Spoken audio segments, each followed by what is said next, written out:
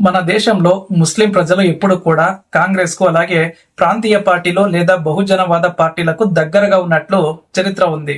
కానీ ఇప్పుడు పరిస్థితి మారింది. నరేంద్ర మోడీ గారి నేతృత్వంలోని భారతీయ జనతా పార్టీ అంటే బీజేపీపై ముస్లిం వర్గం ఓ విధంగా ఆశ చూపడం మొదలైంది.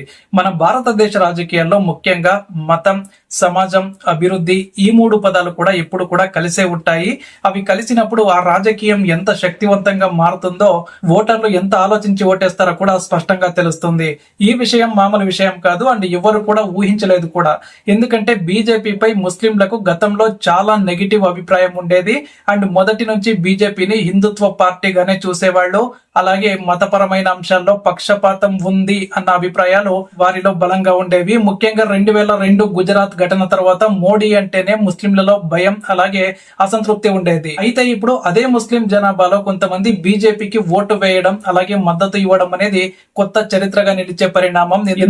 ఎందుకంటే మతపరమైన భిన్నాభిప్రాయాలను పక్కన పెట్టి ముస్లింలు అభివృద్ధిని, భద్రతను, మోడీ నాయకత్వాన్ని చూసి బీజేపీ వైపు చూస్తూ ఉన్నారు. ఇది ఎలా సాధ్యమైంది అంటే మొదటగా మన ఇండియాలో ముస్లిం జనాభా ఎంత ఉన్నారో అన్నదాన్ని చూద్దాం. 2021 నాటి అంచనాల ప్రకారం దేశంలోని ముస్లిం జనాభా దాదాపు 200 మిలియన్లకు పైగా ఉంటుంది. అంటే మొత్తం జనాభాలో 14% ముస్లింలే. అలాగే చాలా రాష్ట్రాల్లో ముస్లిం ఓటర్లు కీలకంగా మారుతూ ఉన్నారు. పశ్చిమ బెంగాల్, ఉత్తరప్రదేశ్, కేరళ, బీహార్, అస్సాం వంటి రాష్ట్రాల్లో వీరి ఓటు కీలకంగా ఉంటుంది. ఈ నేపథ్యంలో బీజేపీ ముస్లింలను ఆకర్షించాలంటే ఎలా? మతపరమైనటువంటి స్పష్టతలు, అభివృద్ధిపై ఫోకస్, వారి సమస్యలపై స్పందన వంటి అంశాల్లో మార్పు అవసరం. కాబట్టి నరేంద్ర మోడీ మొదటిసారి ప్రధాని అయిన తర్వాత ఆయన్ను వ్యతిరేకించిన ముస్లిం వర్గం ఇప్పుడు క్రమంగా వారి పాలనను గమనించడం మొదలుపెట్టింది. మోడీ మొదటి టర్మ్ లోనే సబ్కా సాత్ సబ్కా వికాస్ అనే నినాదం ఇవ్వడం ద్వారా ముస్లింలతో సహా అన్ని వర్గాలను కలిపి అభివృద్ధి చేయాలన్న సంకల్పం అయితే ప్రకటించారు. మొదట ఈ నినాదాన్ని ముస్లిం వర్గాలు నమ్మలేదు. కానీ మళ్లీ మోడీ రెండోసారి ఘన విజయం సాధించడంతో వాళ్లలో ఒక డిఫరెంట్ ఆలోచన మొదలైంది. ముస్లిం మహిళల విషయంలో మోడీ ప్రభుత్వం తీసుకున్న ట్రిపుల్ తలాక్ వ్యతిరేక చట్టం చాలా మంది ముస్లిం మహిళలకు బీజేపీకి దగ్గరవ్వడానికి కారణమైంది. గతంలో ముస్లింలకు మతపరమైనటువంటి ఇలాంటి సంప్రదాయాల పేరుతో మహిళలు ఎంతో అన్యాయాన్ని భరించాల్సి వచ్చేది. కానీ కేంద్ర ప్రభుత్వం తీసుకున్న ఈ చట్టం వాళ్లకు ఒక భరోసా కలిగించింది. ఇది రాజకీయాల కన్నా సామాజికంగా పెద్ద పరిణామం. ఎందుకంటే ఒక మహిళ తనకు ఎక్కడైతే గౌరవం లభిస్తుందో అక్కడే తన మద్దతు ఇస్తుంది. ఇదే విషయం ముస్లిం మహిళల ఓటింగ్ వ్యవహారంలో బీజేపీకి ఒక కొత్త బలాన్ని తెచ్చింది. ఇక ముస్లిం వ్యాపార వర్గం అలాగే చిన్న చిన్న దుకాణాలు, చిన్న పరిశ్రమలు కలిగిన ప్రజలలో బీజేపీ పాలనలో ఉన్న స్థిరత్వం మరియు డిజిటల్ పాలన వల్ల ప్రయోజనం దక్కిందన్న భావన కూడా ఉంది.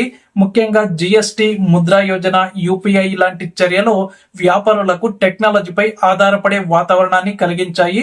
ఇవన్నీ కలిసి ముస్లింలలో కొత్త తరం రాజకీయ ఆలోచనల దిశగా పయనించేందుకు దోహదపడుతూ ఉన్నాయి. అలాగే ఇప్పుడు ముస్లిం యువత అభివృద్ధిని కోరుతోంది అండ్ నేడు యువతలో టెక్నాలజీ మీద ఆసక్తి అలాగే ఉపాధి అవకాశాలపై స్పష్టమైన దృష్టి ఉంది. ఇక్కడ మతపరమైన భావోద్వేగాల కన్నా వ్యక్తిగత అభివృద్ధిని ప్రాధాన్యంగా భావిస్తూ ఉన్నారు. ఉదాహరణకు హైదరాబాద్ వంటి నగరాల్లో ముస్లింలు పెద్ద సంఖ్యలో ఉన్నారు. కానీ అక్కడ బీఆర్ఎస్ మరియు ఏఐఎంఐఎం పార్టీలు గతంలో బలంగా ఉన్నా కూడా ముస్లింలలో కొంతమంది బీజేపీ నాయకులకు కూడా మద్దతు ఇవ్వడం మొదలైంది. దీనికి కారణం మోడీ తీసుకువచ్చిన సంక్షేమ పథకాలు అందరికీ చేరుతాయని వారి నమ్మకం. అలాగే కేంద్రం ద్వారా నేరుగా అకౌంట్లకు డబ్బులు పంపడం, అవినీతి లేకుండా సేవలు అందించడం వంటి అంశాలు ముస్లిం వర్గాలను ఆకర్షించాయి. కాబట్టి గతంలో చాలా ప్రభుత్వాలు ముస్లింలను ఓటు బ్యాంకుగా మాత్రమే చూశాయని ఇప్పుడు చాలా మందికి అనిపిస్తోంది. ఇదే విషయాన్ని ముస్లిం విద్యావేత్తలు, సామాజిక కార్యకర్తలు కూడా గుర్తు చేస్తూ ఉన్నారు. రాజకీయాలు మతంతో కాకుండా అభివృద్ధితో జరగాలి అని అంటున్నారు. ఈ దృష్టితో ముస్లిం వర్గంలో ఒక కొత్త చైతన్యం కనిపిస్తోంది. ఇంకా లోతుగా చూస్తే బీజేపీ లోకల్ స్థాయిలో కూడా ముస్లిం అభ్యర్థులను నిలబెడుతోంది.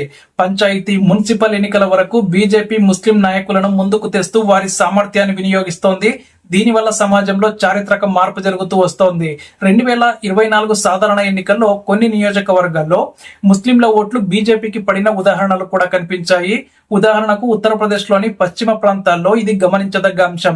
అక్కడి ముస్లింలు చాలా కాలంగా ఎస్పీ అలాగే బీఎస్పీ పార్టీలకు ఓటేయడం జరిగేది. కానీ ఇప్పుడు ఆ ట్రెండ్ మారుతోంది.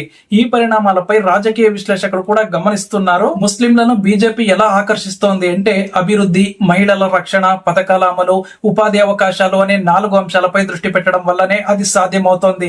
ఇదే విషయంలో ముస్లింలలోని కొన్ని సంస్థలు అలాగే పత్రికలు కూడా మోడీ పాలనపై విశ్లేషణలు ఇవ్వడం మొదలుపెట్టాయి. ఎప్పుడైతే ఓ వర్గం వాస్తవాలను అంగీకరించాలి అనుకుంటుందో అప్పుడు అహంకారాన్ని పక్కన పెట్టే ధైర్యం చేస్తుంది. అంతేకాదు ముస్లిం యువత ఇప్పుడు సివిల్ సర్వీసెస్, యూపీఎస్సీ ఉద్యోగాల్లో ఎక్కువగా ప్రయత్నిస్తోంది. వారికి అవసరమైనటువంటి శాంతియుత వాతావరణాన్ని కేంద్రం కల్పించడం అంటే అది ఓ మతానికి మించిన వ్యవహారం. ఇది ఒక దేశమంతా అభివృద్ధి దిశగా సాగిపోతోందన్న సంకేతం అన్నమాట. ఇప్పుడు ఓట్లు మతాన్ని బట్టి కాకుండా అభివృద్ధిని చూసి వస్తాయి. నరేంద్ర మోడీ గారి పాలనలో అది స్పష్టంగా కనిపిస్తోంది. అందుకే దేశవ్యాప్తంగా ముస్లింల ఓటింగ్ పర్సెంటేజ్ బీజేపీ పట్ల నెమ్మదిగా పెరుగుతోంది. ఒక అధ్యయనం ప్రకారం 2014లో ముస్లింల ఓటు బీజేపీకి 4% ఉండగా 2019లో అది 8 నుంచి 9% పెరిగింది. ఇప్పుడే ఇది చిన్న నంబర్ అనిపించిన రాజకీయాల్లో ఇది పెద్ద మార్పు. ఇది ఇలాగే కొనసాగితే భవిష్యత్తులో ఆ సంఖ్య మరింతగా పెరిగే అవకాశం అయితే ఉంటుంది. ఇక్కడ ముస్లిం యువతలో బీజేపీకి అనుకూలంగా మారుతున్న మైండ్ సెట్ ని గుర్తించాలి. గతంలో ముస్లిం యువత రాజకీయంగా వేరే దిశలో ఉండేవారు. కానీ ఇప్పుడు ఉద్యోగ అవకాశాలు, స్కిల్ డెవలప్మెంట్ ప్రోగ్రామ్స్ మరియు స్టార్టప్ ఇండియా వంటి పథకాలతో వాళ్ళ ఆలోచనలో మార్పు వచ్చింది. హైదరాబాద్, లక్నో, అహ్మదాబాద్ వంటి నగరాల్లో ముస్లిం యువత టెక్ రంగంలో దూసుకుపోతూ ఉన్నారు. ఈ అవకాశాల వెనుక ఉన్న పాలసీల వల్లే వాళ్ళు పాలసీ మేకర్స్ కు మద్దతు ఇవ్వాలనే ఆలోచనలో అయితే ఉన్నారు. 2024 ఎన్నికల్లో కేరళ, బెంగాల్, అస్సాం వంటి రాష్ట్రాల్లో ముస్లిం ఓటింగ్ లో వచ్చిన స్వల్ప మార్పు విశ్లేషణకు లాజిక్ ఉంది. అస్సాంలోని కొంతమంది ముస్లిం కమ్యూనిటీ ఓటర్లు కేంద్ర ప్రభుత్వ ఉనికి వల్లే ఈ రాష్ట్రంలో శాంతి నెలకొంది అని నమ్ముతూ ఉన్నారు. అదే సమయంలో బెంగాల్లో మమతా ప్రభుత్వానికి వ్యతిరేకత వచ్చిన కొంతమంది ముస్లిం ఓటర్లు ప్రత్యామ్నాయాన్ని ఆశించి బీజేపీ తరపున వచ్చిన యువ ముస్లిం అభ్యర్థులు ఓటింగ్ ను ఆకర్షించారు. అలాగే ఉత్తరప్రదేశ్ లో ముస్లిం మహిళలు హిజాబ్, ట్రిపుల్ తలాక్ వంటి సమస్యలపై బీజేపీ తీసుకున్న స్టాండ్ వల్ల వారికి రాజకీయంగా కూడా కొత్త ఆలోచనలు వచ్చాయి. ముఖ్యంగా ట్రిపుల్ తలాక్ చట్టం వల్ల మహిళల్లో గౌరవం పెరిగిందని వారి వ్యక్తిగత మత పెద్దలు కూడా చెప్తూ ఉన్నారు. కాబట్టి చాలా మంది ముస్లిం మహిళలు బీజేపీకి ఓటు వేస్తున్న పరిస్థితి ఏర్పడింది. అలాగే ముంబై వంటి మహానగరాల్లో ముస్లిం వ్యాపారవేత్తలు ప్రస్తుతం మోడీ పాలనకు ఆకర్షితులవుతూ ఉన్నారు. దానికి కారణం స్థిరమైన పాలన, అలాగే ఎఫ్డిఐ మరియు పారిశ్రామిక ప్రోత్సాహకాలు అండ్ ముస్లిం బిజినెస్ కమ్యూనిటీలకు విధి విధానాలు అనుకూలంగా ఉన్నాయని వారు అంటూ ఉన్నారు. ఇంకా ఒక ఆసక్తికరమైన అంశం ఏంటంటే బీజేపీ మైనారిటీ సెల్ దేశవ్యాప్తంగా వేలాది ముస్లిం కార్యకర్తలను ఈ సెల్ ద్వారా చేర్చడం జరిగింది. అలాగే వారికి రాజకీయ శిక్షణ అండ్ కమ్యూనిటీ సేవల్లో పాల్గొనే అవకాశాలు ఇవ్వడం జరిగింది. ఈ సెల్ ద్వారా పార్టీ ముస్లిం క్షేత్రస్థాయిలో ఓటింగ్ మైండ్ షిఫ్ట్ కు పునాదులు వేసింది. అలాగే ప్రతి రాష్ట్రంలో కూడా ముస్లిం ఓటింగ్ మైండ్ డైవర్షన్ భిన్నంగా ఉంటుంది. ఉదాహరణకు గుజరాత్ లో మోడీని సొంత రాష్ట్ర నాయకుడిగా గౌరవిస్తున్న ముస్లింలు రాష్ట్ర అభివృద్ధిలో వారి పాత్రను గుర్తించి మద్దతిస్తున్న తత్వం స్పష్టంగా కనిపిస్తోంది. అండ్ 2022 గుజరాత్ ఎన్నికల్లో కొన్ని నియోజకవర్గాల్లో ముస్లిం ఓటింగ్ మారిపోయిన గణాంకాలు కనిపించాయి. ఈ మార్పుల వెనుక మీడియా పాత్ర కూడా చాలా ఉంది. గతంలో చాలా మంది ముస్లిం యువత మెయిన్ స్ట్రీమ్ మీడియాను నమ్మకపోయినా ఇప్పుడు యూట్యూబ్, ఇన్స్టాగ్రామ్ మరియు మైనారిటీ స్పెసిఫిక్ వాయిస్లు కూడా బీజేపీ వైపు ఆకర్షితమవుతున్నాయంటే అది కమ్యూనికేషన్ మార్గాల్లో విప్లవం జరిగిందని అర్థం. ముస్లింలకు కూడా ప్రాధాన్యత ఇస్తున్న పార్టీలను వారు పరిగణలోకి తీసుకుంటూ ఉన్నారు. ఇక ఇండియన్ ముస్లిం ఓటింగ్ శాతం మొత్తం 14.2%. జనాభాలో సగటున 10 నుంచి 11% ఓటింగ్ ముస్లింలదే.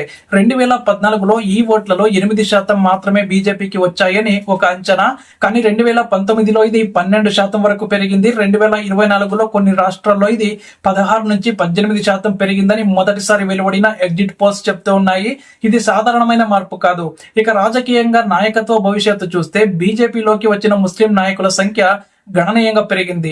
అసోం, యూపీ, కర్ణాటక వంటి రాష్ట్రాల్లో ముస్లిం అభ్యర్థులు గెలిచిన ఉదాహరణలు బీజేపీ ముస్లిం మైనారిటీలకు అవకాశాలు కల్పిస్తోందని నిరూపిస్తూ ఉన్నాయి. సయ్యద్ షహనవాజ్ హుస్సేన్ మొదలైన సీనియర్ నేతల నుంచి కొత్త తరహా యువ ముస్లిం నాయకుల వరకు ఇప్పుడు బీజేపీకి మంచి బలమైన లీడర్ బేస్ ఏర్పడుతోంది. ఈ మొత్తం పరిస్థితిని ఒక పెద్ద సమీకరణంగా చూస్తే ముస్లిం ఓటర్లలో కొత్త రాజకీయం మొదలవుతోంది. కేవలం మతం ఆధారంగా ఓటు వేయడం కంటే అభివృద్ధి, భద్రత, ఉద్యోగ అవకాశాలు అవకాశాలు, మహిళా హక్కులు వంటి అంశాలపై బేస్ చేసుకుని ఓటు వేయాలని కొత్త తరహా ఆలోచనలు కలుగుతూ ఉన్నాయి. కాబట్టి బీజేపీ దీన్ని గుర్తించి చట్టాలు, పథకాలు, నాయకత్వం ద్వారా ముస్లింల విశ్వాసాన్ని గెలుచుకుంటోంది. ఇది కేవలం ఓటింగ్ మైండ్ షిఫ్ట్ కాదు, భారతదేశ రాజకీయాల్లోని మైనారిటీల కొత్త చరిత్రకు ఆరంభం అన్నమాట.